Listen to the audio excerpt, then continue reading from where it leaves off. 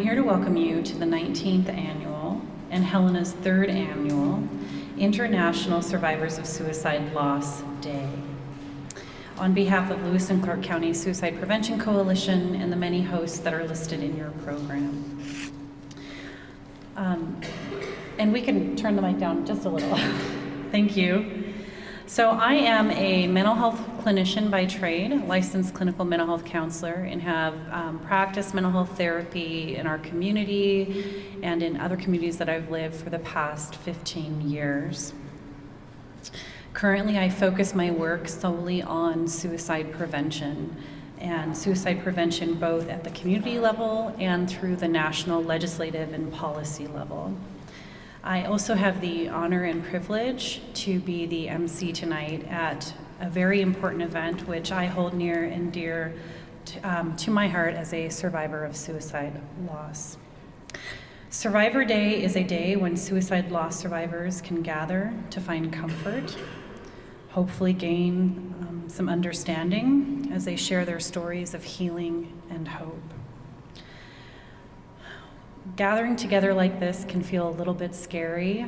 I know the very first one we put on, I was very nervous when I came here. And I think I started bawling about 5 minutes in and didn't stop. I'm getting teary now until I came home that night. So it can be a scary thing to be here, and you don't know what to expect. There might be some new people in this audience that don't know what to expect. You might be feeling some anxiety. You might think that no one here knows what you've been through or knows what you're going through. And I want you to know that if you look around, we're here to support. We're here to come together to share in our grief, to share in our love, and to share our memories. We all grieve and react very differently to suicide loss. And sometimes that can be difficult to understand when you see someone who's been through something and they're going through it differently than you are. Sometimes it can be very healing to see someone grieving the way you grieve or grieving differently. Some may have feelings of sadness, guilt, or anger, and there may be differences in understanding about suicide itself. Some people might even feel a sense of relief that their loved one is no longer struggling, particularly if mental health struggles were present over time. And many people experience a combination of these feelings, and even more than what I have described. I just want to provide a little bit of some reminders and housekeeping things as we go through our evening together tonight, and let you know that as we talk to one another and interact with our panelists, know that each of us has our very own journey. Please keep your comments related to the topic of this night and only speak to your personal experiences that have worked for you through hope and healing. We want you to know that if there are any comments that are not related to tonight's event or potentially harmful, that we'll respectfully ask you to refrain and refrain. We know being here and sharing in the space can be both healing and very difficult, and we want to be mindful of that. Also, I want to encourage people to have courage. Last year, when I was at the event, someone had shared that as part of their grief, they didn't know how to share how wonderful the person was that they lost.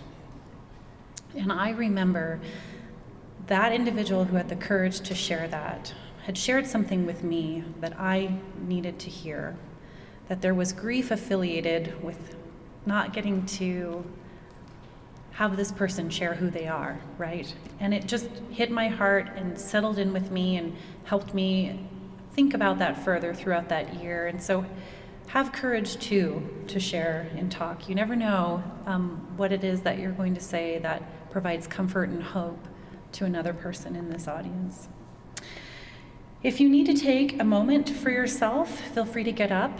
We have some tables, I think, down this hall and some chairs and a quiet space if you need to take a moment for yourself. We also have trained professionals in the audience today that are happy to talk and sit with you should you need that. The bathrooms are behind the stairs. If you need to use those, we also encourage you to get some light refreshments, stretch if you need to, and also to take a moment to look at your program. As you are coming in, the table has some programs. If you don't have a program, feel free to go grab one now. It goes through our day. Right now, we're going to have a welcome, followed by our keynote speaker, after which we will be watching a brief film by the American Foundation on Suicide Prevention called Pathways to Healing, Hope After Suicide Loss. After we watch the film, we'll be going through a couple breathing exercises to kind of help us relax and kind of decompress as we get ready. We'll have a little break in which you can visit our resource tables, talk with one another, find comfort and healing with each other, and also visit our resource tables. We'll then have our survivor panelists come up and speak, where we'll be able to talk about the film, ask questions related to suicide loss, after which we will have a choir and some closing remarks. All right. I also want to take a moment to give a special thank you to our hosts. You'll notice on the back of the program, our host organizations are listed there, but I'd specifically like to thank the American Foundation of Suicide Prevention Montana chapter for helping provide this, as well as the East Helena Suicide Prevention and Awareness Coalition, the Lewis and Clark Suicide Prevention Coalition, and the many others listed in the program as well. I also want to thank our resource fair attendees and those who brought information for you to take home. A little bit about Survivor Day as we move on. I actually didn't know about this event. I had no idea that it had been happening annually or what it was about, and it was interesting to know a little bit of history. So in 1999, Senator Harry Reid, who lost his father to suicide, introduced a resolution in the United States Senate which led to the creation of International Survivors of Suicide Loss Day, also known as Survivor Day. This day was designated by the United States Congress as a day on which those affected by suicide can join together for healing and support. It was determined that Survivor Day would always fall on the Saturday before American Thanksgiving, as the holidays are often a difficult time for lost survivors. So in 2018, there was a total of 370 events, including 32 international sites spanning 19 countries. I was excited to see members of our community come together to bring this event to Helena, to help us heal and come together for that opportunity. All right, so to move on, I'd like to introduce our keynote speaker for the evening. Paul Harmon will discuss community healing after suicide loss. He is the Associate Chief of Staff of Behavioral Health for Montana VA. Paul strives daily to end veteran suicide in Montana. He's a licensed clinical social worker. He has served in mental health field for 20 plus years. Paul started his career by aiding individuals struggling with mental illness and thoughts of suicide, and specialized in helping those who have experienced trauma. So I'd like to welcome Paul to the mic. Thank you.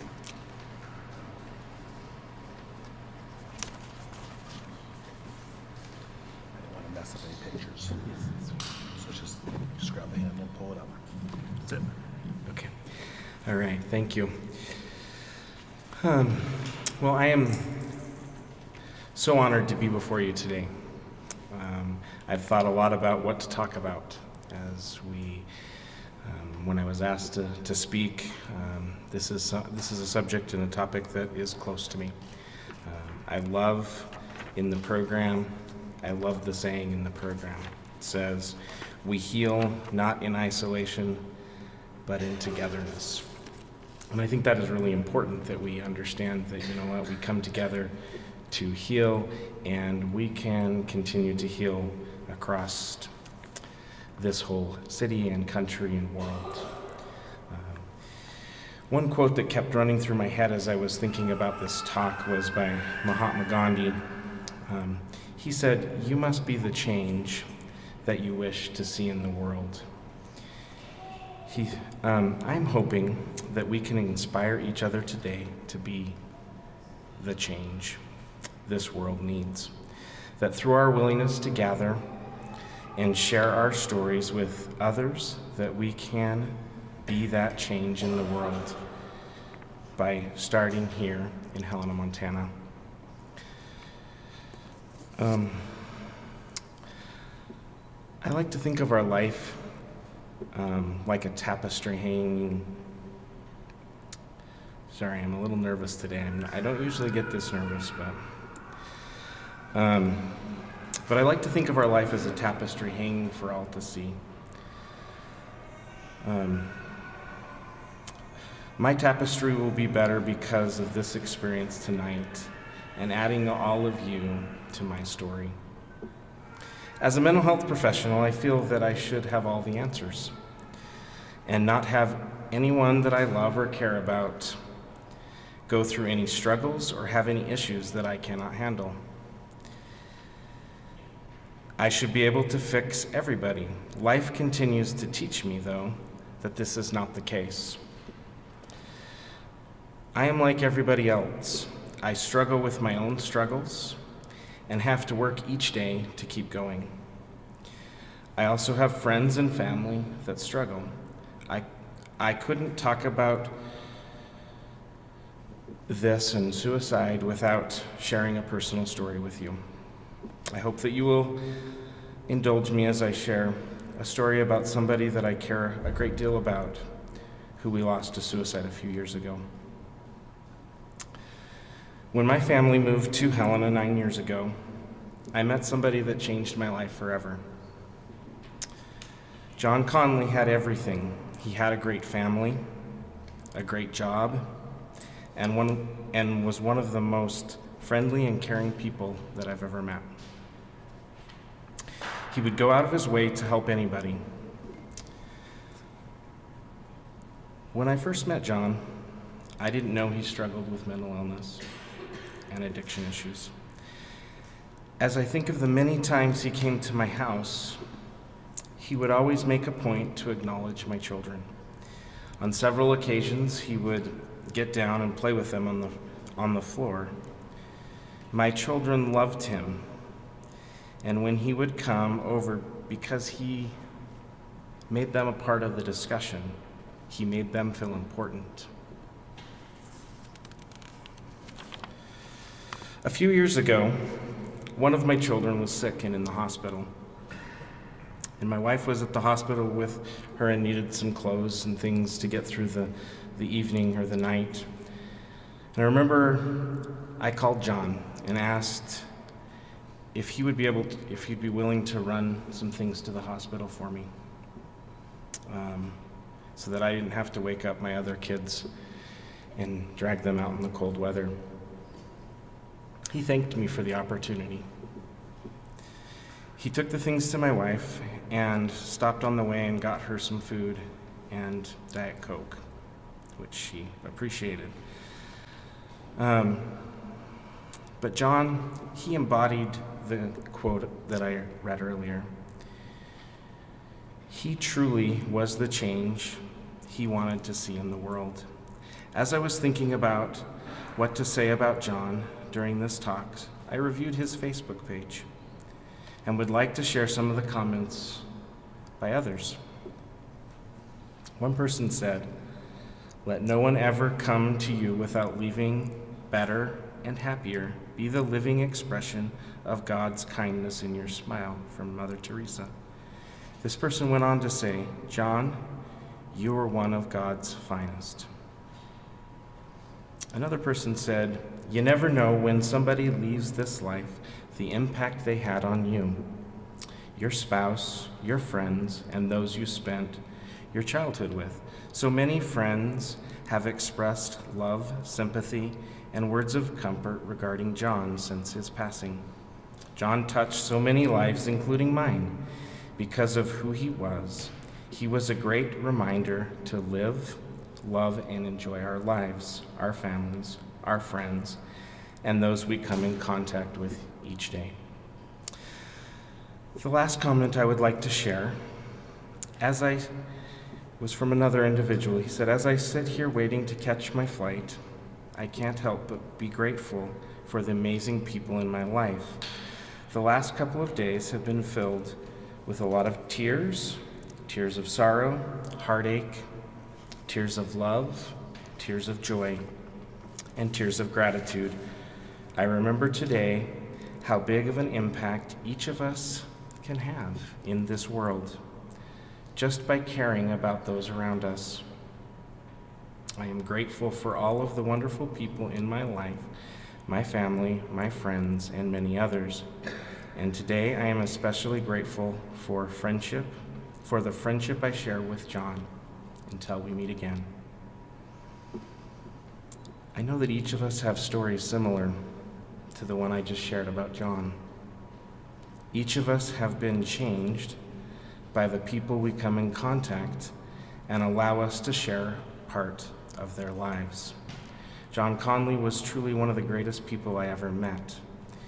His life truly has made me better. As I was preparing for this talk, I was discussing with a friend about what I was going to say. It was amazing that we opened up and both had a great time talking about John, and then talking about feelings and suicide. I hope that each of us can be that person that continues to talk about these things.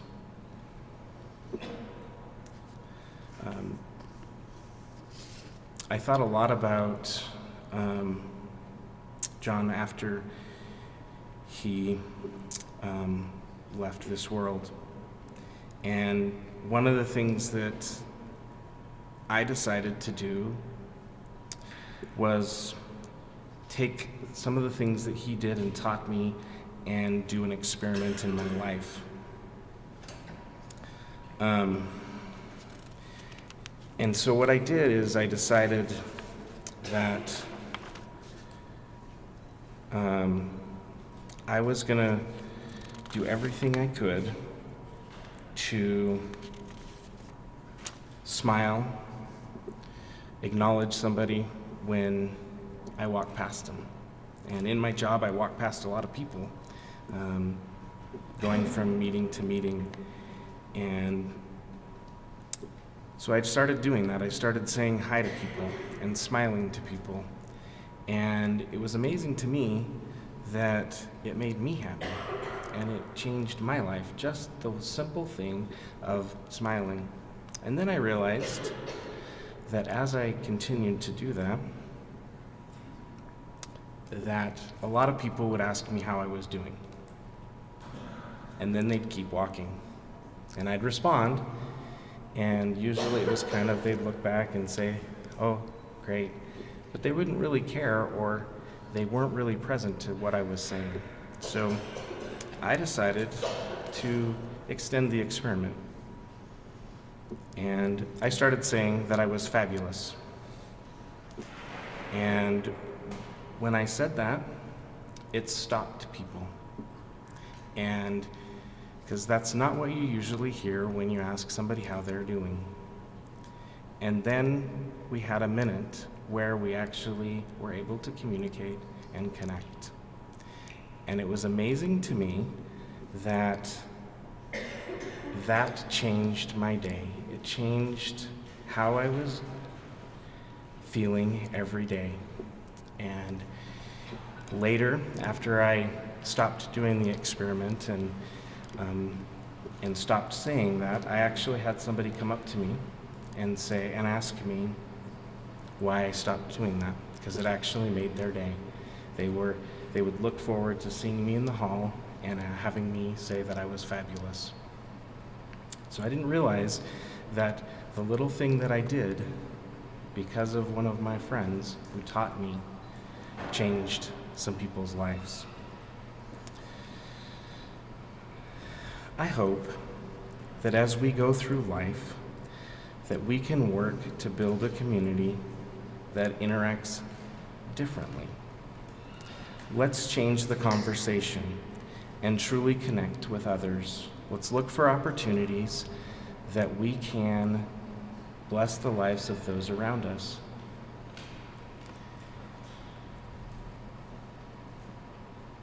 Let's change the conversation and can truly connect with others, share your story, and help others be part of your tapestry. In closing, I want to reiterate the quote from Gandhi that I said earlier. You must be the change you wish to see in the world. I hope that all of us can find ways to be the change that we want to see in the world, that we can go out and look for opportunities to share our stories and connect with those around us. Thank you.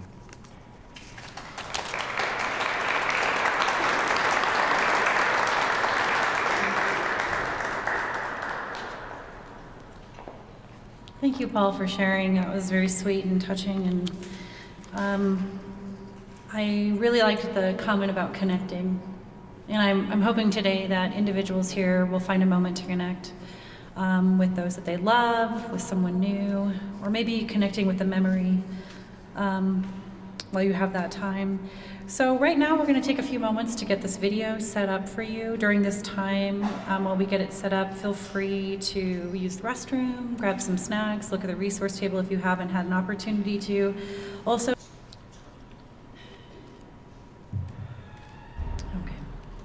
that is so hard. Just going to get that out there.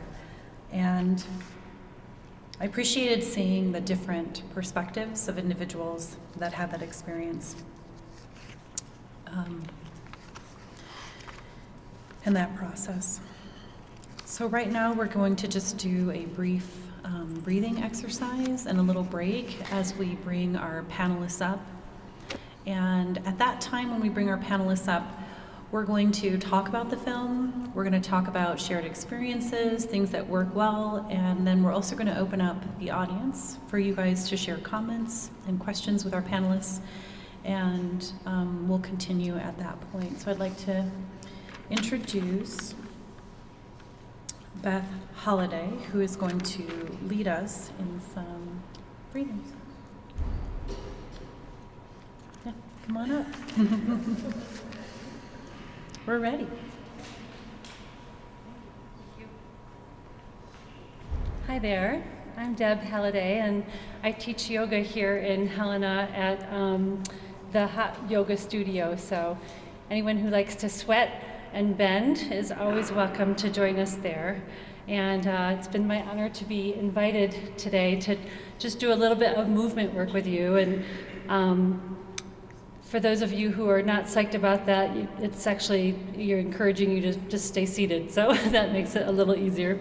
But what I'd like you to do is start by just, if you're comfortable, having both of your feet on the ground, and just kind of feel your feet on the ground, and just kind of come into your body, and come into this room. We've been spending the early evening together. If you'd like, you can relax your hands on your thighs. And then lifting your shoulders up towards your ears, and then rolling them down your back, and feeling a little bit of ease in your back. And doing that again, lifting your shoulders up to your ears, and rolling them down. And one more time, just rolling them up and feeling that tension, and then inviting some relaxing as you bring your shoulders back down. And then you're welcome to close your eyes if that feels comfortable, or have your eyes sort of partly shut. And if you'd like to have your eyes open, maybe relax your gaze a little so that things become a little fuzzy, if that feels comfortable. And we'll do some breathing together. So I'll count counts of 5. So inhaling 1, 2, 3, 4, 5, and holding that. And then exhaling 1, 2, 3, 4, 5. Inhaling 1, 2, 3, 4, 5, and holding that. And then letting that go. Exhaling 1, 2, 3, 4, 5. Inhaling 1, 2, 3, 4, 5. And exhaling 1, 2, 3, 4, 5. And just welcome yourself into that peaceful seating. And now if you'd like, you can take your palms together and release, curl all the fingers but your pointer fingers, so it's like you're a Charlie's Angels person. And then we'll point down to the floor, and then inhale, raising your arms up overhead, all the way up to the sky, and then open your palms towards the earth, and exhaling down as if you're a coffee press, and you're letting all the tension, all the stress push out. And then an inhale coming up overhead to the sky. And then opening up, exhaling as you flatten your palms to the earth, just allowing any stress, any worry to push down. And then on your own breathing, inhaling up, exhaling, letting all of that go, letting it leave your body and your mind.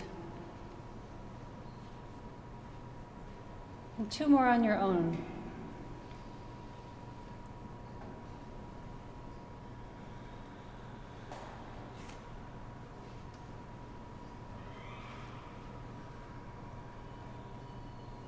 Beautiful.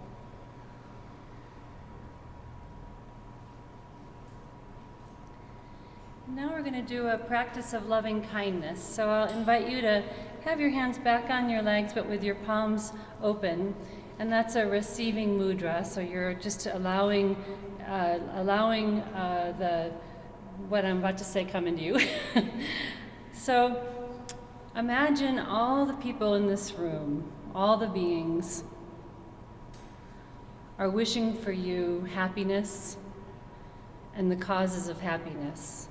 So just receive that everyone in this room is wishing for you happiness and the causes of happiness. And then imagine that every person in this room is wishing for you freedom from suffering and all of the causes of suffering. And then imagine that everyone in this room rejoices in your well-being. So just allow yourself to feel that love and acceptance of you from every single person who's here in this building.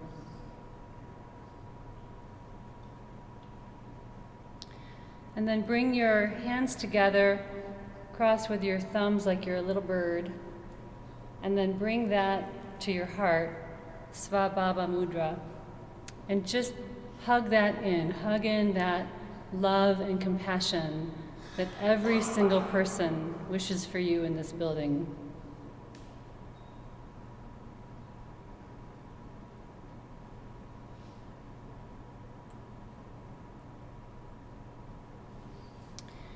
And now bring your hands into prayer right over your heart.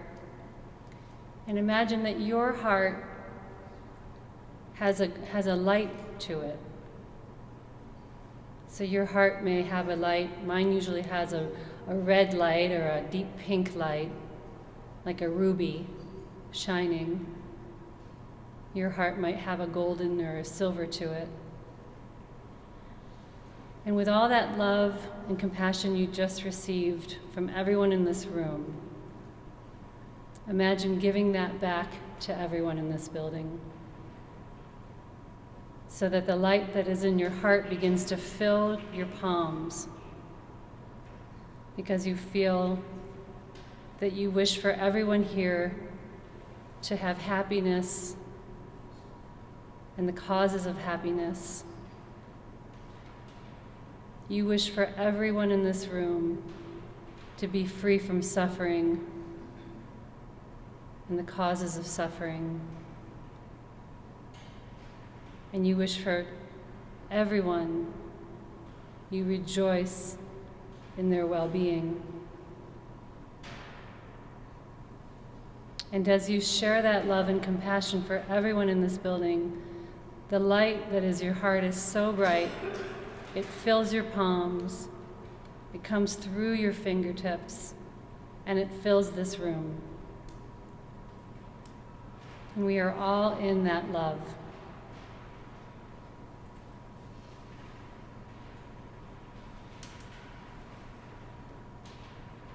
And now, the best of your abilities without hitting people next to you.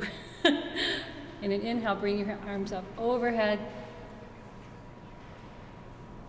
coming down to your heart, and an exhale. Inhaling up over your head, coming down to your heart on an exhale. And one more time, up over your head. Exhaling down to your heart.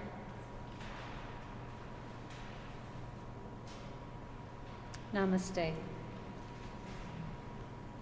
Thank you.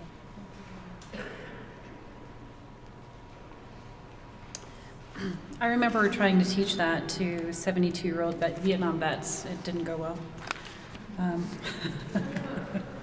It went well sometimes. But thank you so much for sharing that. That is awesome. I appreciate taking time to take a breath, but I wanted to add one thing to that, and I wanted to add strength through suffering and strength through loss as well, as we think about those thoughts. And now I feel so relaxed, and I just really want to say thank you so much. That was really great, and I appreciate the opportunity for that. Stage left is Jennifer Prabel. She is a licensed clinical social worker who serves as the Policy and Advocacy Chair for the Montana chapter of the American Foundation for Suicide Prevention. She is also recognized as a suicide bereavement clinician, having been trained by Dr. Jack Jordan. Next to her, we have Paul Harmon, whose bio I read earlier. Next, we have Dr. Heather Zalewski. She is a child psychiatrist at Shodair Children's Hospital and a passionate advocate for youth suicide prevention. In addition to this work, she has served as an organizer for the Montana Conference on Suicide Prevention and is an enthusiastic gun lock distributor. Suicide loss is a personal issue for Dr. Zalewski. She lost her mother to suicide while she was in high school. Next, we have Jess Hegstrom.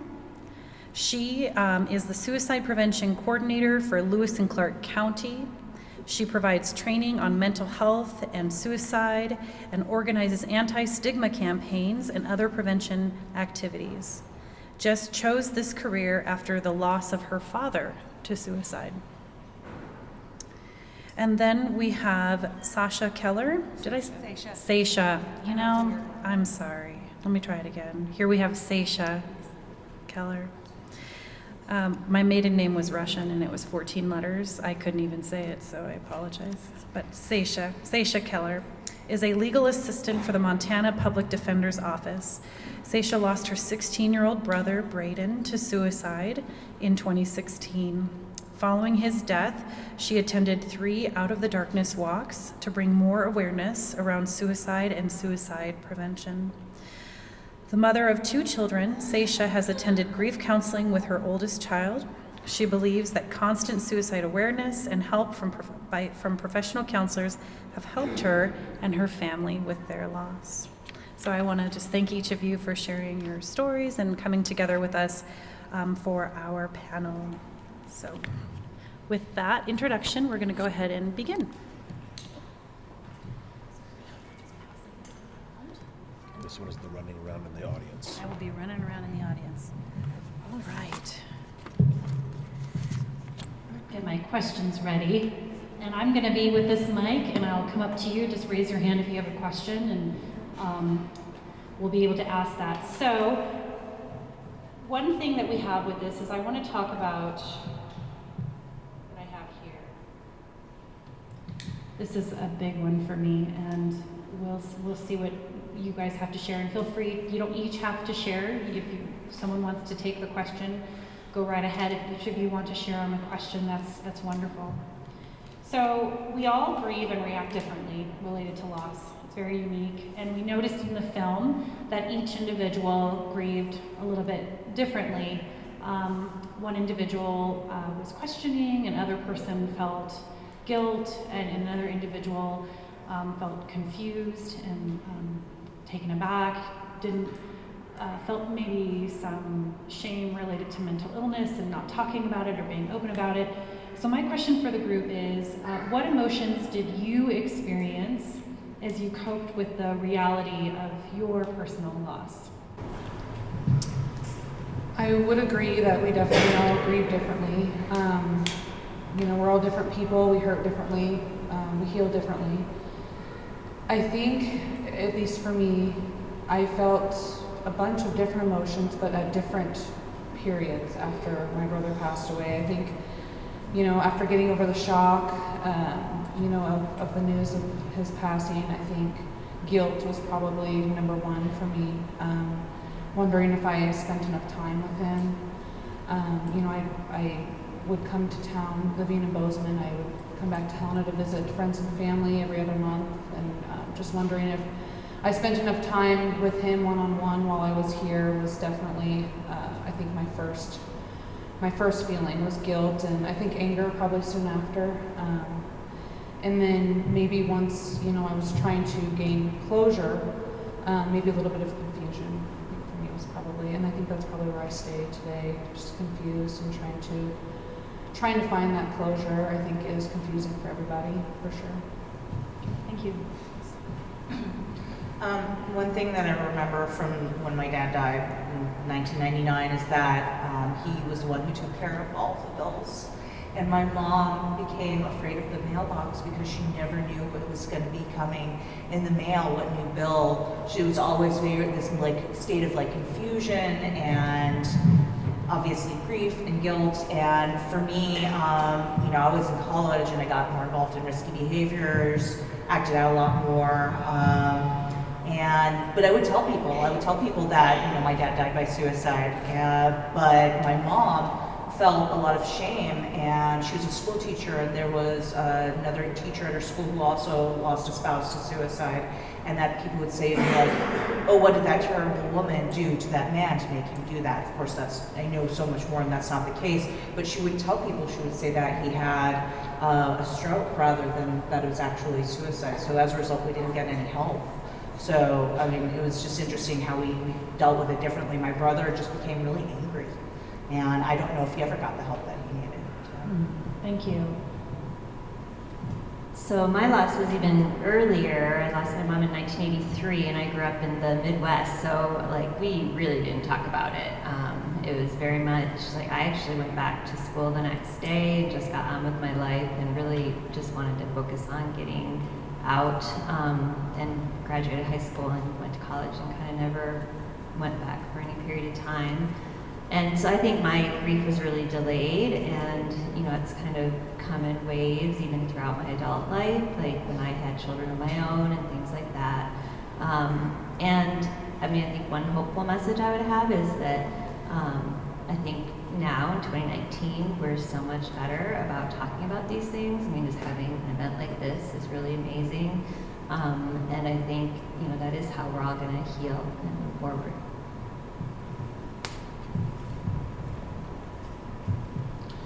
For me, it was guilt, the should-haves.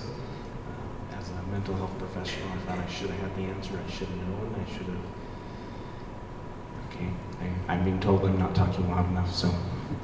But it was the should-haves. It was the guilt and just thinking I should have had the answer, that I should have known, and going through the conversation, the last conversation that I had with John, and that, but realizing that that wasn't the answer, and coming to grips with it. And now I think it's more about moving forward and healing.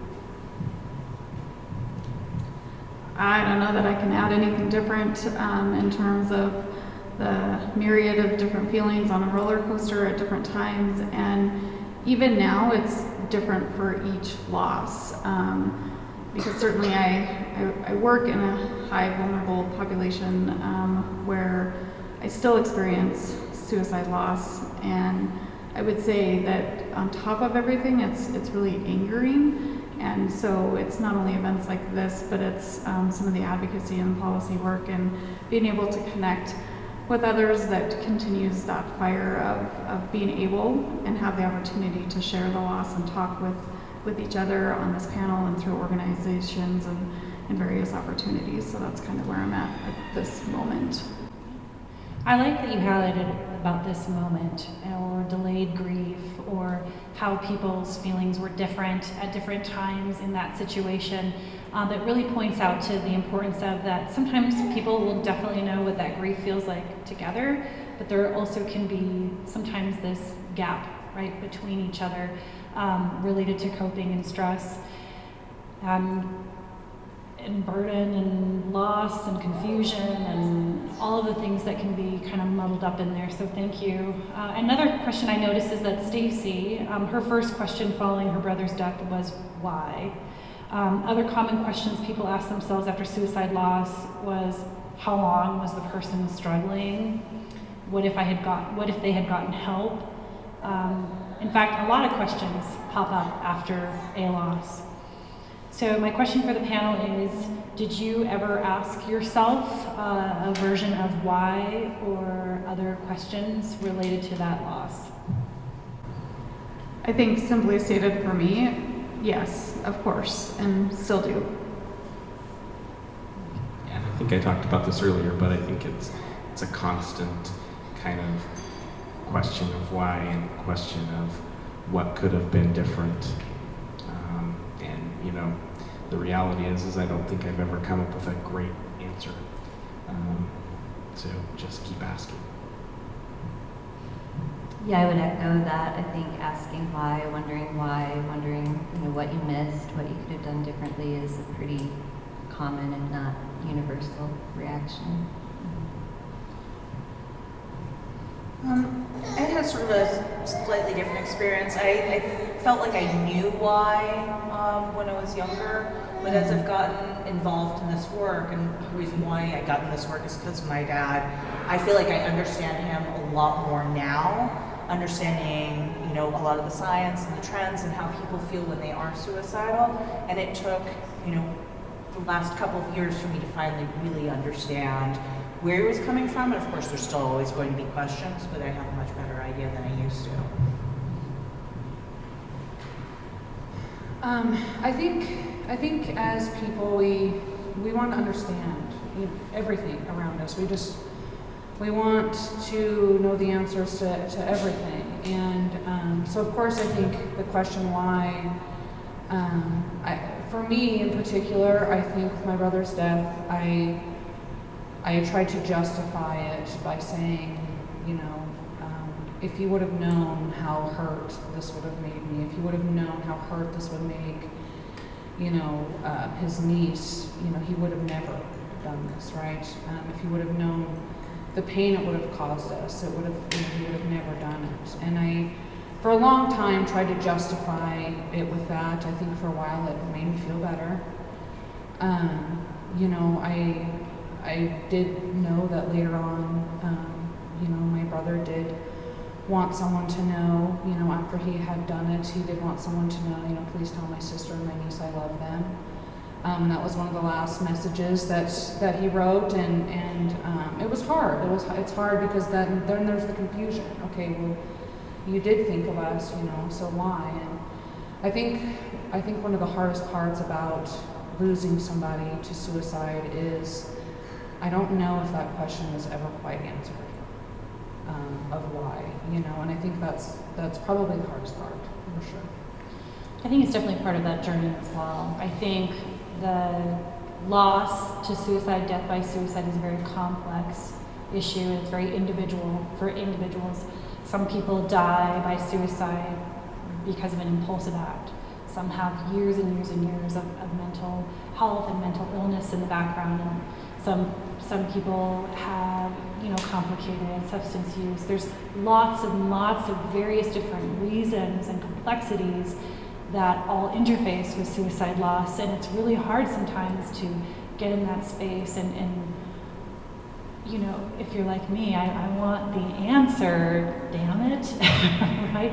Thinking that maybe if I have the answer, I can find the solution, and if I find the solution, I can stop it, right? And I think that's sometimes part of our journey there. So one of the things that Stacy, go ahead.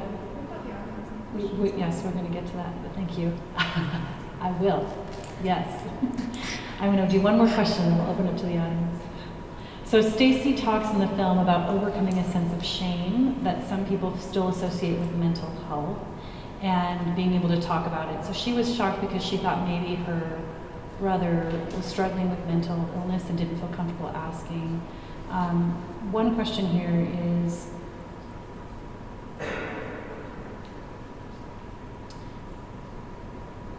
did you know much about your own loved one's mental health or access to mental health or mental health care services? No, I did not. I did not know. I think that plays a lot into the guilt too, of not knowing that, maybe they could have used those resources. So no, I did not know. My father had a lot of trouble with mental health. He had bipolar. He also had some substance use issues. There was a lot of stuff going on there, so it wasn't a surprise. He talked about taking his life for the longest time, on and off. When I was a kid, he was in Vietnam, and he even had a Dear John letter, and then tried to take his life back in sometime in the early 70s. So this was always something that was kind of floating around in the house. We just never thought that he was going to take the action. We thought it was thoughts and words, not actually behaviors. So it was surprising when it actually did happen. But we, at the same time, it was something that was sort of like always on the horizon. Mm-hmm. So it was a little bit of a mix. Yeah, so I had a similar experience growing up. My mother struggled with depression from the time she was in her teens and was hospitalized when I was in first grade. So, and also there was kind of like this talk of suicide, and strangely kind of became part of our family culture. So it wasn't a surprise, although, the day that it happened, it was a surprise, but again, there was a lot of, and she had a therapist and was on meds, and so it wasn't like she didn't have help, but it wasn't enough, but it was similar.